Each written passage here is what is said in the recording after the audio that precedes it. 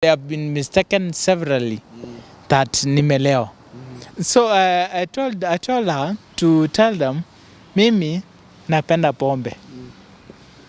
Mimi na ulevi yangu siwachi. Ati juu natafuta job. Mimi nitaendelea kunywa vile kunywanga. Kama yeye amekaa akafikiria mtu anaweza kuja kwa interview akiwa amelewa, it is still okay. Then the drugs were making you stagger like nobody's business. So I go to the toilet to pee. Then when I'm coming back. Hello everyone, my name is Presenter Ali and I want to let you guys know about the best mobile loans app called Chapa Mobile Loan App, which can give you up to 80,000 Kenya shillings in 2 minutes straight to your MPESA. They have no collateral, no CRB checks, and they are the best in personal loans, emergency loans, and business loans. You can actually download a Chapa Loan App today on the Google Play Store. Inakuwaje tongo nguvu, mimi naitwa Presenter Ali wa Entertainment PA. The A is for amazing. Siku zote natia bidii kuhakikisha kwamba nakuletea stories tofauti, and of course today we are with Isaac Kasioka Mulwa, and of course he has a very unique story ambayo amekuja kushare na sisi. Wacha tu ajiintroduce alafu tujuze amekuja kutuambia nini. Well, mimi naitwa Isaac Kasioka Mulwa. Niko na condition fulani inaitwa multiple sclerosis. The condition is very rare in Africa, and in Kenya actually there are just a number of people, but it is not rare per se. It's only that many people have not been diagnosed with the same condition. So we are creating awareness in Africa and let's say in the world at large about multiple sclerosis. Our theme color is orange. As you can see, I'm dressed in orange, which means awareness. And Presenter Ali, before I forget, thank you very much for this platform. I highly appreciate. Multiple sclerosis is a quote-unquote funny condition because it is a situation whereby the healthy cells of the nervous system are eaten down. That they are cracked down, they are eaten, they are destroyed, so that the person ends up looking sickly. Apparently, when you look at me when I'm seated, you can't tell whether I am ailing from any condition or whether I am having any sickness. But once you listen keenly to me, you realize one thing which is outstanding, that my speech is in a way slurred. And also it becomes worse when I start walking. I start staggering as soon as I stand up. This is as a result of demyelination. Also, that's a lot of things which I've said. But also, the last thing, my eyes, when you look closely to my eyes, you will realize that macho moja ni ndogo, macho ya left ni ndogo kuliko ya right. So now, in a way, it becomes it reduces the sight of the left eye. Inakuwa quite lower, but tuna manage nayo. And then finally, multiple sclerosis is a condition whereby inasemekananga sisi ndio wale walevi ambao walewangi, because you'll find myself staggering, you'll find myself with red eyes. I don't know whether the red eyes are seen in the camera.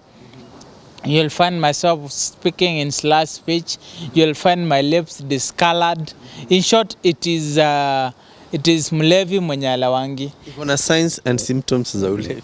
Iko na signs, actually, all the signs. Me personally, I don't know whether the signs chose me or I chose them, but the signs which fell to me ni za ulevi zote, because actually I've been mistaken severally that nimelewa. But I can tell you today, mimi nachukia pombe. Off camera, I told you, if you came to me when you are drunk, I could not have a conversation with you. I hate alcohol, and then I usually find it very irritating to sit next to a person who has taken alcohol, because the smell disgusts me. But zote tisa, Mungu anatuweka uhai. At least najua sijalewa. I know myself. I know I don't take alcohol. I know I'm ever sober. I know I talk with clarity of mind. But as I told you guys, you can't know that I'm ailing from any condition just by seeing me seated. Just by seeing me seated, you can't know. But once I stand up, you know, Yes. by default this guy is not very okay. Yeah. Umekuwa na situations kadhaa ambazo some of them umenitajia of course off camera kwamba zimekuhapenia watu wakakudismiss wakifikiria we ni mlevi. Well, so many times. I think I was telling you, Ali, even when I was coming through the gate where we are right now, the soldier assumed that mlevi amekuja. What is this? What does this mlevi want? There have been so many instances. Kwanza nakumbuka one very key one ni siku nilikuwa napanda matatu huko side ya Kinoo Nairobi. I went to get a matatu and then nikienda kupanda after kuingia tu ndani hivi kidogo nilishtukia nimevurutanishwa na nje. Kuvurutanishwa na nje nikaambiwa we mlevi shuka, we hata ujui kama uko na fare, we shuka, we unaenda wapi, si ubaki hapa, we enda ukalewe tena, enda ukaendelea kukunywa. So now you find the situation is very tricky. Another one which I vividly remember ni siku nilikuwa as in due to the weakness of legs mivuka laini ya matatu. Before we started wearing these tags, mivuka laini, nilikuwa navuka laini ya matatu. So siku moja nimeenda kuvuka hivi. Then nikaenda kwa mbele. Then when nikiongoja kupanda matatu, huyo jamaa the one was manning the line akaniuliza kwenye umetoka tulikuwa na wewe. So that means I am from somewhere. I was taking alcohol somewhere. But ideally, Ali, you can be my good witness. Silewangi, sijaelewa, sijalewa, hata sifikiri kulewa, nachukia pombe in short. Actually, by the way, before I forget, this multiple sclerosis, there is one sense which it amplified. I stopped walking well, but the sense of hearing was very much amplified in such a way when I'm walking on the road and then a car comes behind me 100 meters, nitajua kuna gari. Sijajua how, but there before sikuwa najua, but nowadays gari kitokea huko nyuma mbali, nitajua kuna gari imetokea huko nyuma. So nitaanza kujipanga because natoka kwa barabara kidogo pole pole. But I'll know there is something which is coming. Na kwenye issue ya kazi pengine, how are you able to work ukiwa na hiyo condition? Ushaikuwa mistaken pia? Issue ya kazi. Personally, I have an MBA in strategic management. I also definitely have my undergraduate, that is my degree. Niko na ya finance. But mimi niliacha kuapply kazi. The reason I niliacha kuapply kazi ni because kuna interview moja nilienda. Then nika interview vizuri, I performed so well according to an informer inside. I performed so well, but in the interview towards the end, waliniambia kazi tuko nayo, lakini hatuajiri walevi.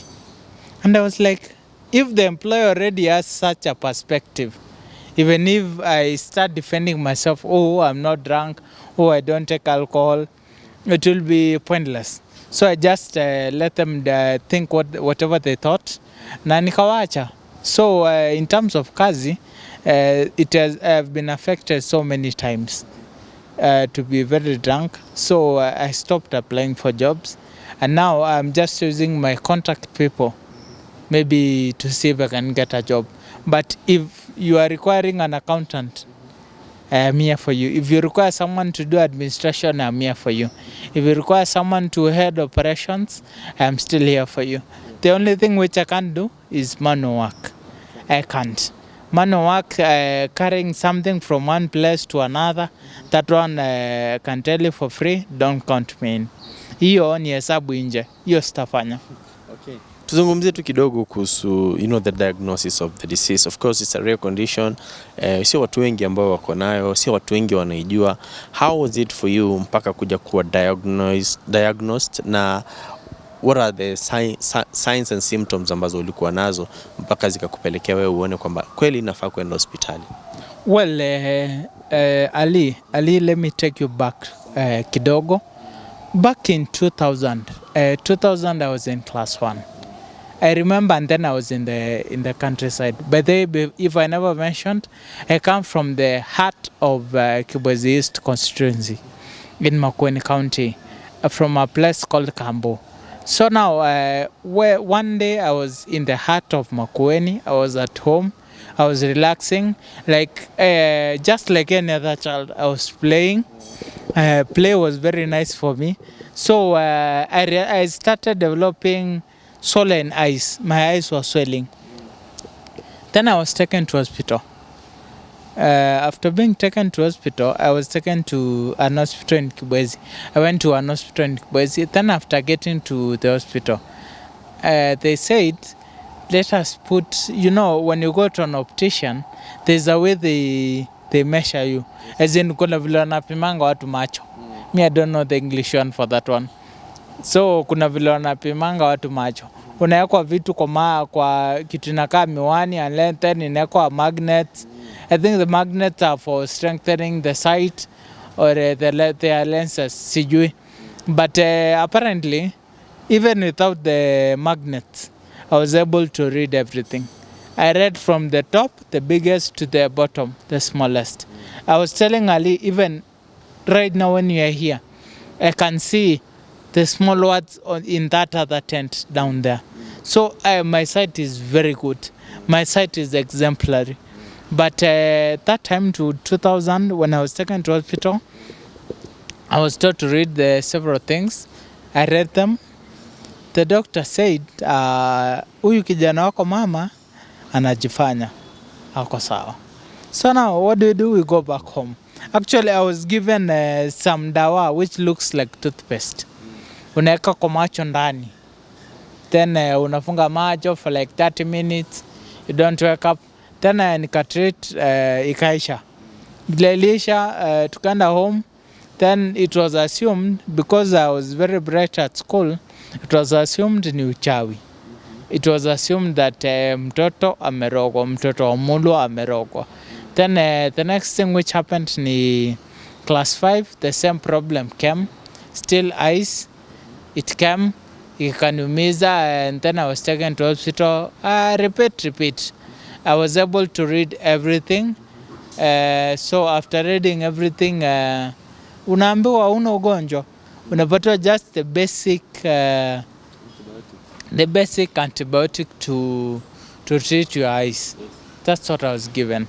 So I continued treating my eyes. Of course, when you're given a drug and it is relating to what you are suffering from, it will in a way heal you. So the problem seeded. Then in 2007 was when I got my first neurological illness, or rather sign. I suffered from a condition which the doctors concluded that it was Bell's palsy.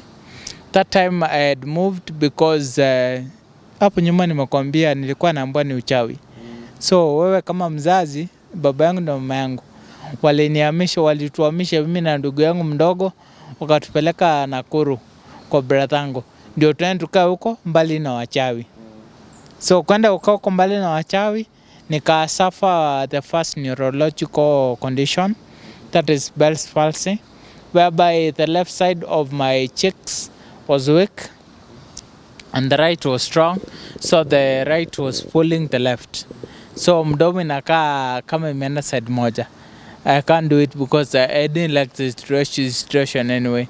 And then we used to fear our brother so much, such that as a normal teenager, you'll fear your adults. So now I never told him.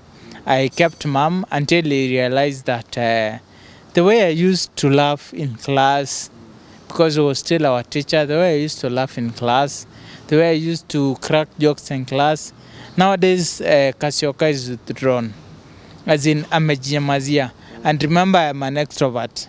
So you can imagine, when a child, we usually told when children are fighting in a room, the parents are not worried. But when children keep quiet in a room, the parents will run and say, nini inafanyika kwa hiyo nyumba? Because it's not normal. So now here is Kasioka. Isaac is now silent, is kind of withdrawn. I used to play football. I no longer play football. I was taken to hospital. I was taken to Aga Khan. That's where they said I have Bell's palsy. After them saying I have Bell's palsy, I was given some drugs which were very strong. After being given the drugs, I remember the drugs used to make me in a way stagger, or rather they used to make me weak in a way. But that being said, I was treated, I was taken, I went back to Nakuru. Then toward, I don't know, 209. Yeah, 209, the same condition, Bell's palsy, I think. Then I went back to Aga Khan. I was treated. I went back home. I went back to school, Machakos Boys. But they shout out to Machakos Boys fraternity. Then I remember one evening when we were having our preps. Then I take these drugs just after supper. Then the drugs were making you stagger like nobody's business. So I go to the toilet to pee. Then when I'm coming back, nakutana na mwalimu. Mwalimu anaona kijana ndio huyu anaingia kwa darasa akiwa anafanya nini? Akiwa na stagger. And then he's like, mlevi ndio ameingia. So ile coffee niliekelewa. Mpaka wa leo, I don't think I'll ever forget. Niliekelewa coffee, nikaanguka na huko. Then nikashtukia nimeshikaniwa. Nikapelekwa staff room. Nikakaa staff room for like let's say an hour. But wakarealize huyu kijana tunasema amelewa. Ni kulewuka.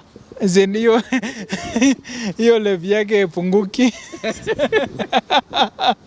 Yani azishuki. Yani ndio hiyo. Azishuki. Yani azishuki. Huyu kijana amelewa lakini azishuki. Then nini ali? That is funny. So ideally huyu kijana amelewa lakini azishuki. And then the funny thing ni huyu kijana amelewa lakini anuki pombe.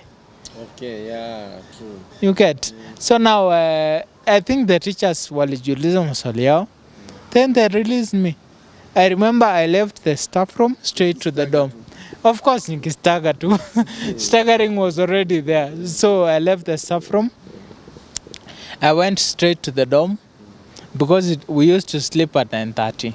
It was already 9:30. So you can count between the time I was caught and now it's 9:30.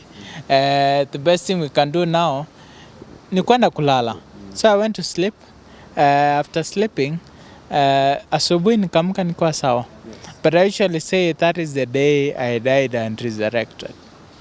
Because there are some, let's say, between 10 to 15 minutes of my life which I really can't account for. Sikuwa najisikia.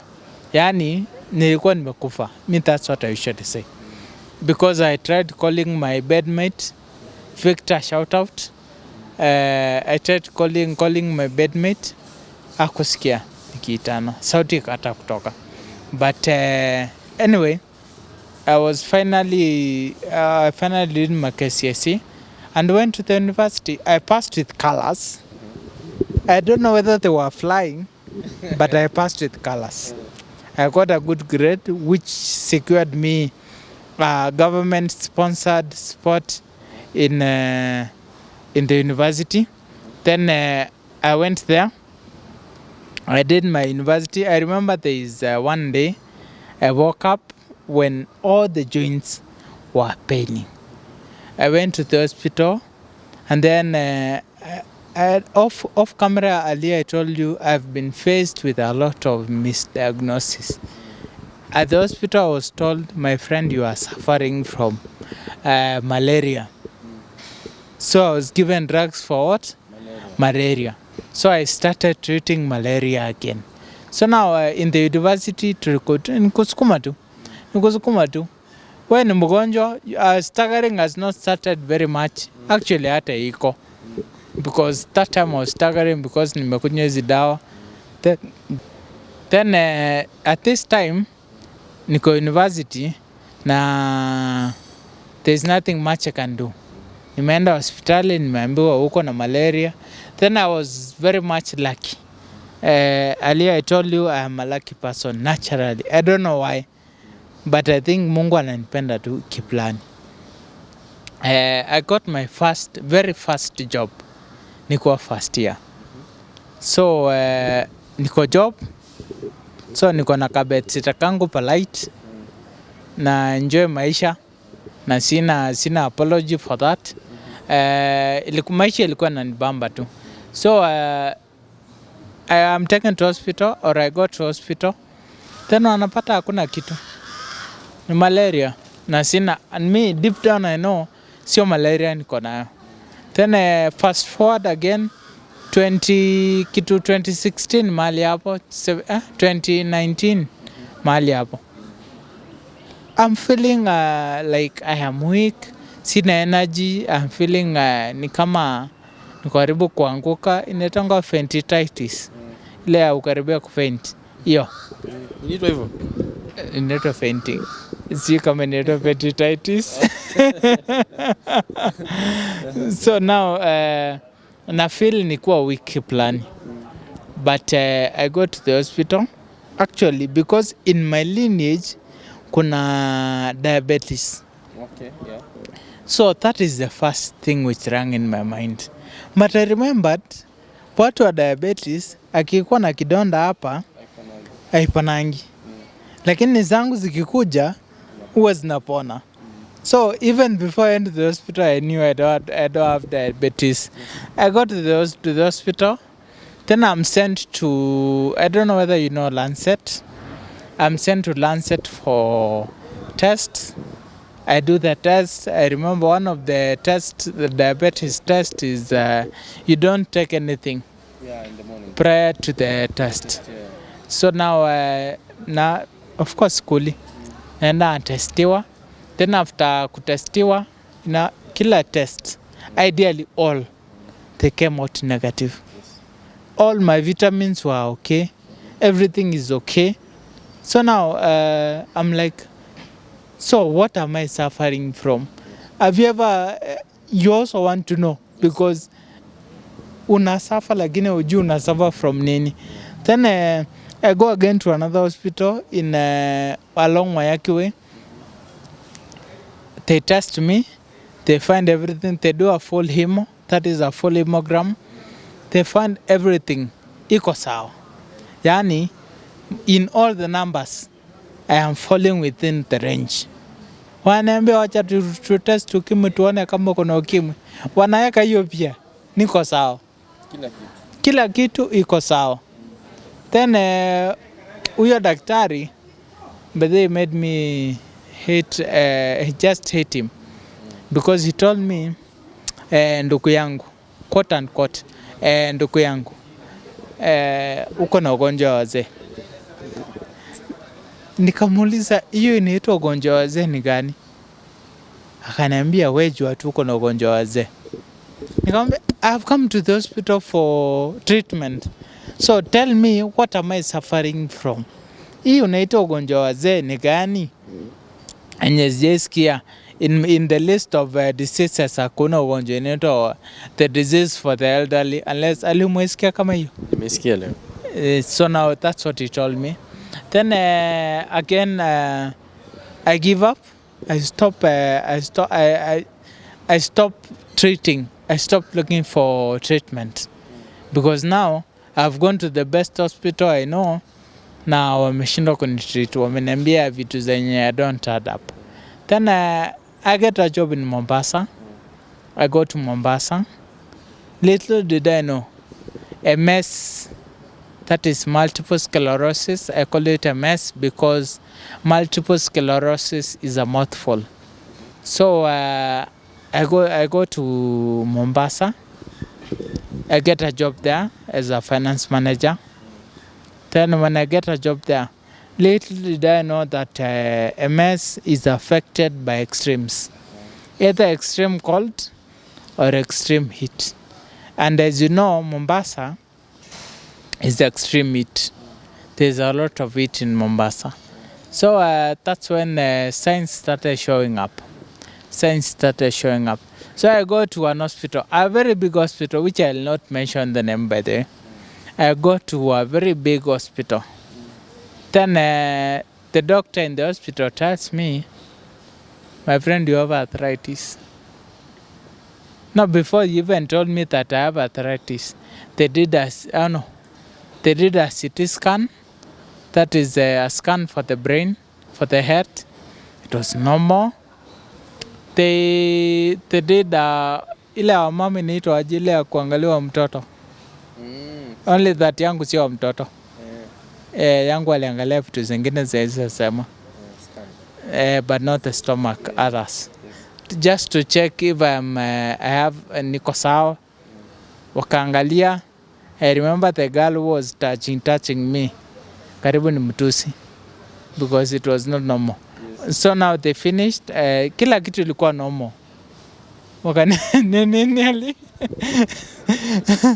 Kila kitu ilikuwa normal. Wakaniachilia. Wakaniambia niko na arthritis. Then after being told niko na arthritis, I'm like, arthritis? Of all diseases, arthritis. Na nasikianga mtu akikuwa mgonjwa arthritis kidole, my friend, ngoja watakata mpaka magoti. Wanaanzanga kukata kidogo kidogo inakuja kuliwa kidogo.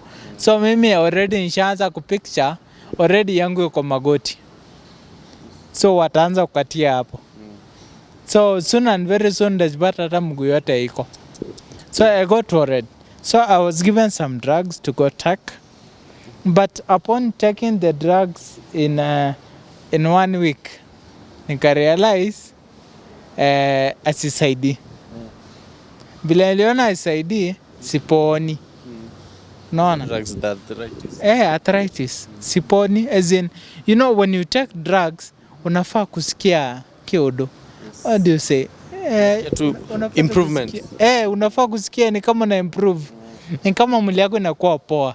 Ni kama nikupatia dawa kichwa saa alie na ukunywe 1 hour later hapo. Kichwa ilikuwa inauma vile ilikuwa inauma 1 hour ago. So naona hiyo dawa ikusaidii. So mimi 1 week, after 1 week, I went back to the hospital. I said it's a big hospital. Maybe the hospital can reach me out because wako na majina yangu. Nikaambia daktari, it is very okay. I appreciate your treatment, lakini mimi sina arthritis. Mimi shida yangu iko kwa private parts. Mimi shida yangu iko kwa what is my CT, my head. No, sio my head, my legs. Mimi najua tu and I am 100% sure. Because you've checked everything. My problem is in my brain. Supposedly my problem is in my brain. Who is the doctor of brains? I want to see that one. Do you have one in this hospital? Apparently, the doctor of brains is called a neurologist. In Kenya, they are like 18. And I know all of them by now. Now I know all of them. I didn't know that time. So me, I told them, my problem iko kwa akili, iko wapi? Iko kwa mguu. So mimi mnitume tu kwa daktari wenu. I don't want to go outside. Nitumene kwa daktari wenu wa akili. Then they told me, oh, see, I don't know whether you know how doctors, how people talk. Waliegesha baiskeli. Hatujui hiyo, hatuna huyo, hatuwezi fanya hivi. Yesu alikuja, Yesu alirudi, alikuwa anaenda wapi? But anyway, wakanipatia kitu inaitwa open referral letter to go look for a neurologist. I came to Nairobi. I resigned ile place nilikuwa nafanya. Nilikuwa nishaanza kuambiwa mimi ni mlevi na najijua mimi sio mlevi. But already nilikuwa nishaanza kuambiwa, unakuja kazi uko umelewa, unalewanga sana. Take care of your drinking, vitu kama hizo. So I resigned. After resigning, because kitu ya kwanza huyu employer hajakuelewa. Me, I told you I have a problem. with someone, and when an employer has a negative perception about you, in my thinking, maybe it's not the truth. I don't know what the truth could be. When an employer has a negative perception about an employee, hata huyo employee amconvince aje, already ashakwama, ashapanda akili. So I came back to Nairobi. Coming back to Nairobi, first order of business ilikuwa interview. After I went for the interview, ilikuwa this one I can mention, Judicial Service Commission, GSA rep at SRC. That one I don't know what happened. I can't talk much about that. But that was the first business I did when I came back to Nairobi. Then the second one, I was doing an interview of a sales manager. That interview, nilikuwa nimeorganiziwa na beshte yangu. Lakini akauliza ule mtu mwenye alikuwa na interview. Akamwambia, sawa, tangu zaliwa umesikia? Sijawesikia. Remember, in an interview setting, you are supposed to put your best foot forward. You are supposed actually to pretend and say you love traveling. And the farthest you've gone is Mombasa. You've not even gone to Nakuru. Yes. Yani kwa interview mtu anafaa wacha nsiite kujifanya, but ni kujifanya tu anyway. Juu watu wengi wenye tumeona kwa interview vile wanajipresentingi au kwangi hivyo in real sense. So unakuja hapo unasema I like socializing. And for heaven's sake, you are an introvert. How do you like socializing and you are an introvert? Vitu zingine hazimaking sense. So now, mi nikauliza beshte yangu, who on earth goes to an interview drunk? But since the employer has already said, let him take care of his drinking problem, I told my friend to tell them, waambie, mimi ulevi ndio maisha yangu, na napenda pombe sana. So I told her to tell them, mimi napenda pombe. Mimi na ulevi yangu siwachi. Ati juu natafuta job. Mimi nitaendelea kunywa, vile kunywanga. Kama yeye amekaa akafikiria mtu anaweza kuja kwa interview akiwa amelewa, it is still okay. It seems like yeye mwenyewe aliamka akaenda interview akiwa amefanya nini? Akiwa mlevi. So now that passed, hiyo job actually hata sijui namba hiyo jamaa nilipeleka wapi. Because ilimpigia mara ya kwanza, mara ya pili nikaona ashike simu nikajua huyu ako na maneno. So eventually nika-ignore. But eventually I got the word, what transpired. Then the next thing ni 2021, nimetoka Mombasa. Nimeresign, nimekuja Nairobi kutafuta kazi, shamba la mawe. Natafuta tuone kama nitapata kazi. Then after that, 20 still had now your open letter for the neurologist. To look for a neuro. Remember I told you they are 18 in Kenya and they are not on Google. Yeah. If you Google say a neurologist in Kenya, maybe they were put, lakini hiyo time nilikuwa na Google hawakuwa. So walikuwa kutafuta. So mimi I call my insurance guy aniambie nitatoa wapi neurologist ama neuro. Akanirefer to one, akaniambia enda I think iko mahali yenye GA iko. Sio kunaitangwa aje. Sio reinsurance iko tao. Anyway, iko mahali GA iko. Enda hapo ask for Professor Kwasa. And I can tell you for free, that one I'll mention. I'll praise Kwasa even in heaven. Even if God asked me to give him one person to go to heaven, I'll mention Kwasa. Because Kwasa assisted me. Kwasa nikaenda kwake, akaniambia, now, go for a lower lumbar scan, MRI. Go for a lower lumbar MRI. Lower lumbar ni hapo mgongo chini. No, ni chini hata, sio katikati. Ni karibu chini, karibu mwisho. So now I went for the MRI. nikafanya, nikamrudishia, nilifanya Kikuyu. Hiyo haikuwa na maneno mingi. But now after kumpatia akaniambia sasa anataka kurudishia tena. Nikamuuliza wapi? Akaniambia kwa MRI. For those who don't know MRI ni kama ni kinyungu kingine. Unaingianga mwili yote. Then MRI means magnetic resonance imaging. So I can tell you for free, magnetic. You feel the magnet in your body. Yani it is a very strong machine. Hiyo sio mchezo. You can only do 2 MRIs in a year. Okay.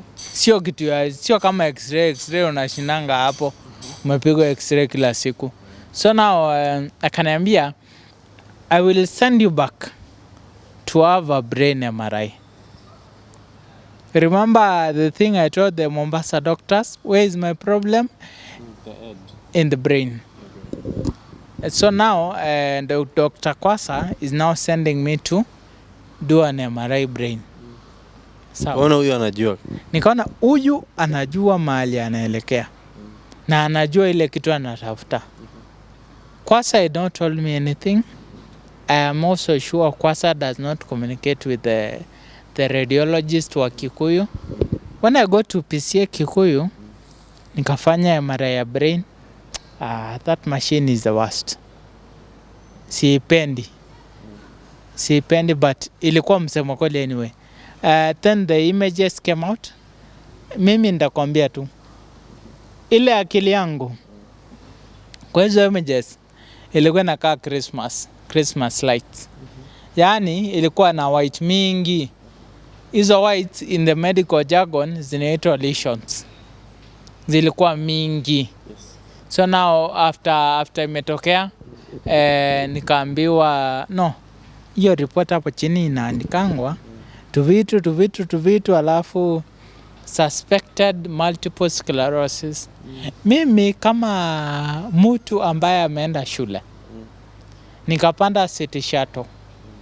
And the first thing I did, Google. I don't know whether mnajua daktari anaitwa Google. Dr. Google can make you die. Yes. Dr. Google, usually Google, my nose is aching.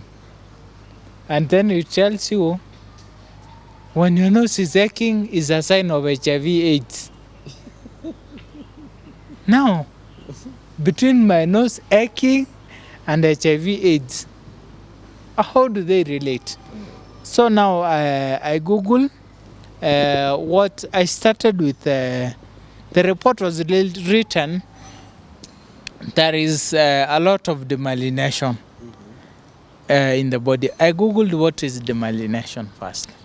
Then after Googling what is demyelination, I found out that demyelination is like a wire which has been removed the coating.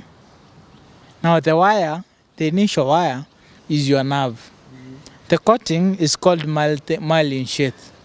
The black thing or the red thing is called myelin sheath. So demyelination is the act of removing the covering of the wire. So my nerves are bare, technically. Then at the bottom there it was written suspected multiple sclerosis. My friend, I googled what multiple sclerosis is. Then the results which came out, multiple sclerosis leads to loss of hearing, multiple sclerosis leads to loss of sight, multiple sclerosis can lead to instability, that is a staggering gait. Multiple sclerosis can lead to so many things. I started freaking out. Then mimi na uoga yangu, I thought I was confident. I thought I was very brave. But mimi nililock simu, nikaweka kwa mfuko, nikakalia kiti ya city shuttle, nikafunga macho, nikaimagine sasa mimi Kasioka nitaacha kusikia. Mimi Kasioka naelekea kuacha kuona. Mimi Kasioka naelekea kuacha kutembea. My friend, loss of hearing, hiyo ni deaf. Loss of talking, hiyo ni dumb. Sawa? loss of working ability, hiyo ni kiwete. Sijui kizungu ni nini. So now you can imagine nitakuwa kiwete ambaye ni dumb, ambaye ni deaf. Na blind bado. So nikajiimagine tu sasa mimi na kifo same WhatsApp group. So I got afraid. Yes. I took them back to Dr. Kwasa. I said I'll praise Dr. Kwasa. Come rain, come sunshine. He's your advert, by the way. Yes. But I just like the way he handled me. Then kufika kwake vile tu nilitoa karatasi hivi niliona amefungua mdomo na macho na ni mzee. You can imagine mzee amefungua macho na mdomo. How he looks like. Na ni daktari mwenye ameona kila kitu. So akaniambia, Isaac, you need to be in the hospital. And then I'm like, sasa kwani nitakufa kesho? Na mimi sijui. So now ananiambia you need to be in the hospital. Na mimi saa hiyo sina kazi. Savings nisha deplete. Yani in short sina do. Sina mbele. Wajenze mimi maskini waende tongo hai. Yo. So now nikamwambia which hospital should akaniambia you need to be in the hospital. Nikamuuliza what do I need to be in the hospital to do? Akaniambia you need to be in the hospital to be admitted. Sasa mimi nimekuja nikitembea. Actually nimekuja peke yangu. Sijaletwa na mtu. But I need to be in the hospital. Sasa mimi nafaa kuwa hospitali. So it took a biro. He wrote for me a list of hospitals. 1 up to 10. Mimi remember I said mimi ni maskini oyaye. Sina mbele wala nyuma. Yani sina do. Nikaangalia hizo hospitali 10 imeandika mimi nikamwambia tu ukweli. Kusema kweli ya Mungu hapa hakuna hospitali naweza afford. Hizo imeandika he wrote the big hospitals. Nikamwambia hapa hakuna hospitali naweza afford. Then akaniambia or you can try Kenyatta National Hospital. By the way, Ali, this is my disclaimer. And it is not marketing the government or anything. Me have not been paid to market anything. But people say Kenyatta Hospital kuna maltreatment. But trust me, kama sio Kenyatta Hospital, hatungekuwa tumakana wa hapa. Maybe ningekuwa past tense. So I went to Kenyatta Hospital. I remember very well because the day I was admitted, the person who took me for admission iliasumiwa mimi ndio nampeleka because I look very energetic by the way. Even you ukiniangalia hivi, sikai mtu mwenye ako na ugonjwa yote. If I put this working aid mbali, you won't realize. But nikaadmitiwa. I was lucky. I was taken to a small room whereby we were just 3. Nilisusia yani nilikataa kwenda private wing juu it was very expensive. Kumbuka nilikwambia sina do. Niko tu. Yani ushiona mtu mwenye yako tu. Hivyo ndo nilikuwa. So now I went to the public wing whereby niliadmitiwa kwa ward, in the public ward. But I was lucky enough sikuwekwa kwa mahali kila mtu wako. Niliekwa kando kidogo. It is what I understood later on. It is a ward for people with rare diseases. That is rare disease like yenye nilikuwa nayo. Yenye huo mzee mwenye aleta the following day alikuwa nayo. Na yenye jamaa mwingine mwenye alikuja. Tulikuwa watatu tu.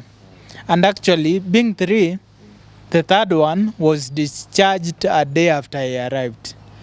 So we remained 2 people. After kuacha watu wawili, tukaendelea tuka. I was being infused with a drug called Solumedrol. Solumedrol, as I usually say, is like a resuscitation. Yani inafufua mtu wa MS. I say it plays with your mind. Ufikirie uko na nguvu sana kumbe una. So Solimedrol nikaekwa an infusion.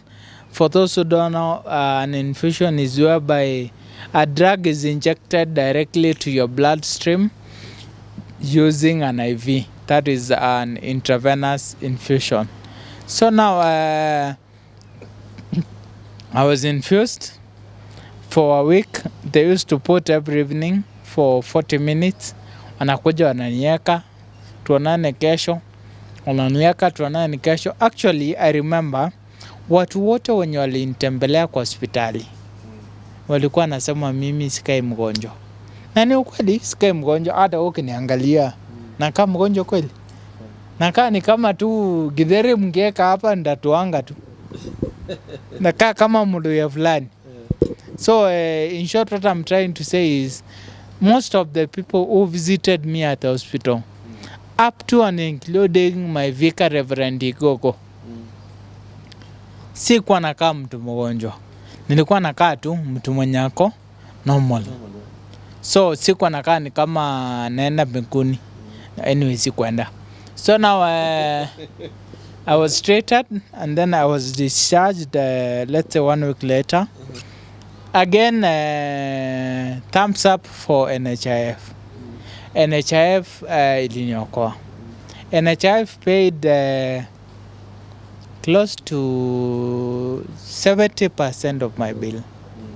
And as I told you, MS is very expensive.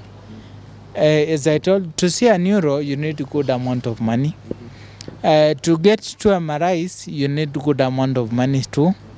To get to be admitted na weko hiyo steroid inaitwa Solium, where the others which are more expensive, but to get to be admitted inahitaji some good money. So MS is very, very, very expensive. So I was admitted, I was discharged, NHIF can lipia. The only thing I had to do with NHIF, and this one is shout out to NHIF, Ruto, by the President Ruto, revamp SHIF to be the better version of NHIF. Because in terms of rare diseases, mili niokwa. Kama sio hiyo, kingeniramba. But haki kuniramba your time. So I had to pay 4 times because I was unemployed. I had to pay 4 times in advance of NHIF.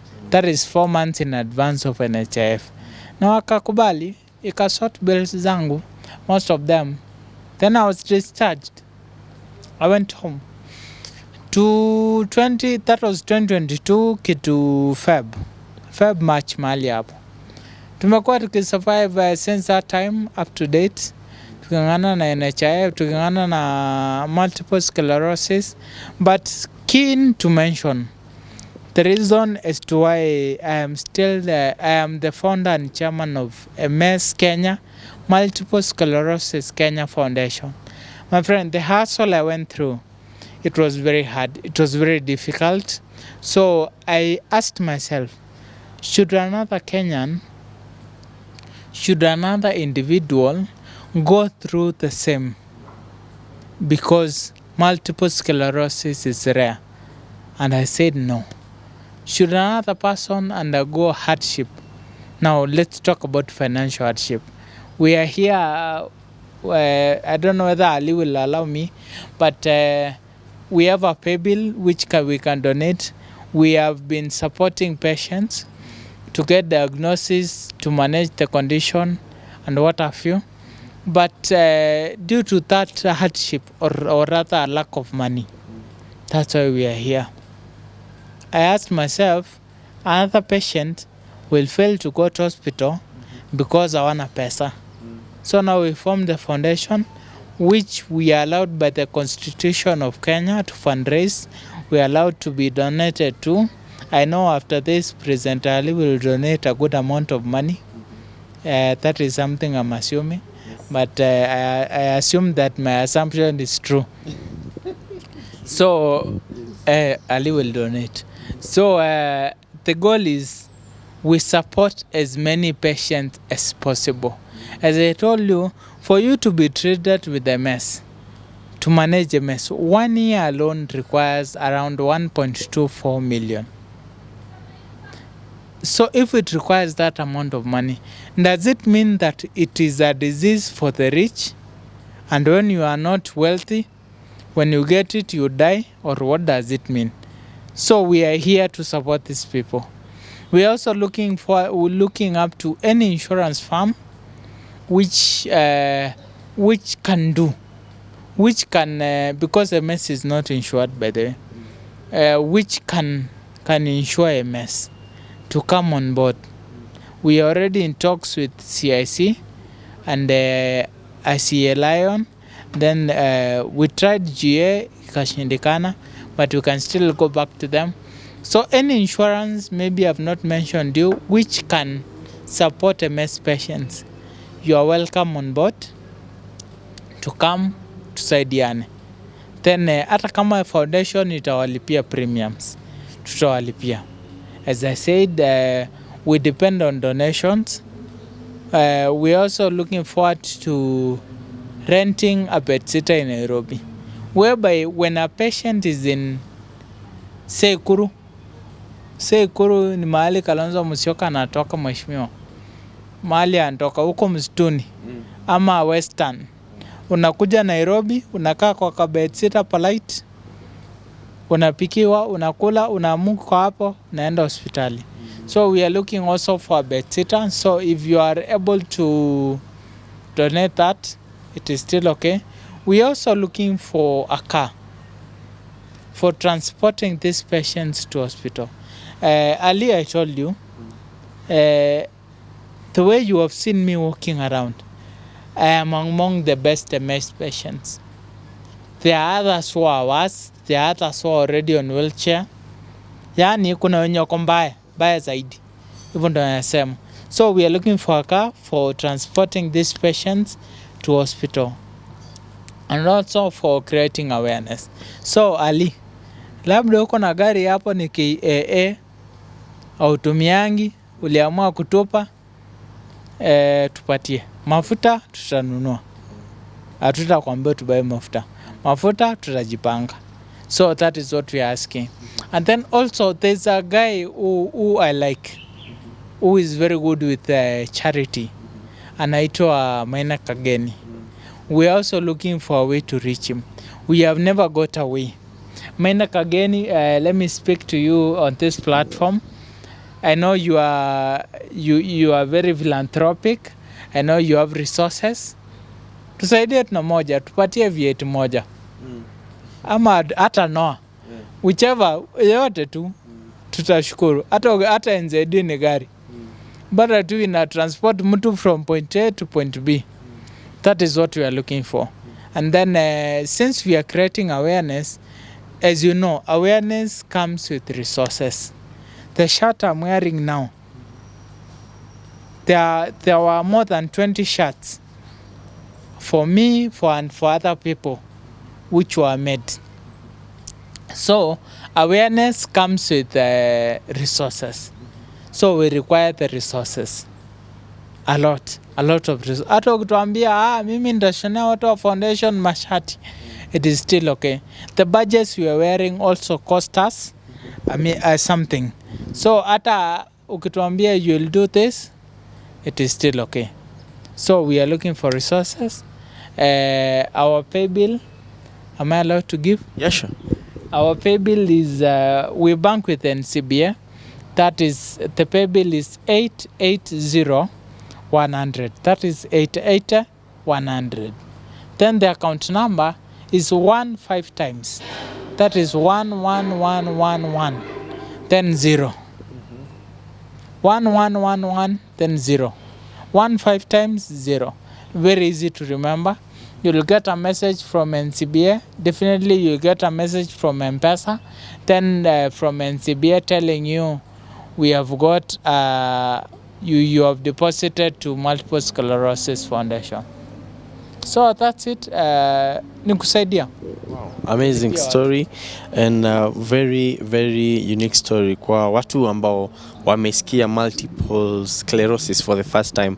I'm sure that you guys really now understand what it is. Maybe pia kuna mtu, they are somewhere and they are watching this, maybe their daughter, their friend, their son or themselves wako na multiple sclerosis and they would be, they would want to be part of the journey with you. They would want to be part of this campaign. How would they reach you?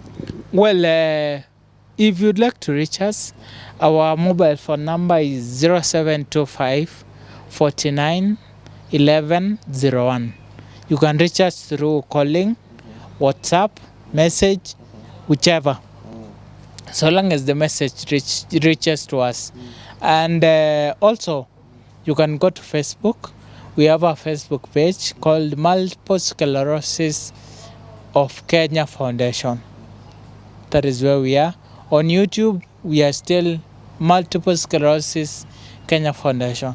So tuko hivyo tu kila mahali because wanasemanga MS, that is multiple sclerosis, ni ugonjwa wa wazungu. I can tell you for free, it is no longer ugonjwa wa wazungu, imefika Afrika. So juu iko Afrika, tujue vile tunadili nayo. Back at home, when I go around, naonanga watu wenye wako na zile symptoms nilikuwa nazo nikianza. Actually, live alone back at home. Even here in Nairobi, there's a guy we met somewhere juzi. Nilikuwa napiga story tu. Na nikamsikiza vile anaongea. Nikajiambia huyu anaongea kama mimi nikianza. Ukianza ulikuwa unaongea kawaida tu lakini the slur was slight. The slur was there but ilikuwa kidogo. Siku hizi ni mingi. I know siku hizi ni mingi. But the slur was there. Actually mimi nikajiambia huyu jamaa ndio vile nitamsaidia. Na mpaka leo naongoja kujua. Nilimpatia namba yangu, sikuchukua namba yake. But tutasaidiana tu. Nitampata tu eventually because I know where I can get him. Then the other way of reaching us, you can reach to me directly. I'm Isaac Mulwa. You can reach to me directly. Or Kasioka Mulwa. You can reach to me directly. You can just text me. You can just Facebook text me. But with that number which I've given, wherever I'm that manages, itakuwa sawa. I'll get back to you. Kazi yetu mimi, I'm here to assist. I'm here to help. Kama umelemewa na bili hospitali, tuongeleshe tu. Hata uhitaji kutuongelesha vizuri. Unahitaji tu kuproduce medical records, tujue nyewe mtoto wako anaweza kuwa na MS. Tukusaidie. Thank you so much for coming along and also shedding light on this topic because not many people, as you said, have actually are actually enlightened about it. Maybe for the health sector, kama CS or health, do you think there's something the government can do? Well, what I think the government can do is stop treating MS or multiple sclerosis as a cancer, because even as we speak today, it is listed under cancers. So MS is not a cancer. There's no part of the body which is eating you. So we are not cancerous. So stop treating us as a cancer. And the other thing which I would urge the government, calm down. Let's work with the foundation. Let's popularize this thing. Let's make people aware. Let's encourage diagnosis. And by the way, I have to say thank you to NCPWD. At least they have registered, they have agreed to recognize MS patients as persons with disabilities. But they earlier I forgot. I denied for 2 years that I have MS. Up to January 2024 is when I registered as a PWD. Hiyo miaka ingine mimi nilikuwa mnasema mimi niko sawa, sina ulemavu yoyote, najua kutembea vizuri. So msinizumbue, msinikule kichwa. But anyway, thank you too for the platform. Nashukuru Mungu at least tumepatana na tumeongeongea. Thank you very much. Nimekuwa nikipiga story na Isaac Kasioka Mulwa, and of course ametujuza mambo mengi kuhusu multiple sclerosis. Paybill ya kuweza kumsupport of course iko kwenye screen yako, namba yake ya simu pia iko kwenye screen, na their digital platforms is actually Multiple Sclerosis of Kenya Foundation on all digital platforms. Make sure you reach out to them in case you need to help them or in case you need to be assisted in any way. Behind the camera we have Franca, the director. Mimi naitwa presenter Ali, your entertainment PA. The A is for amazing. I'll see you guys in the next video.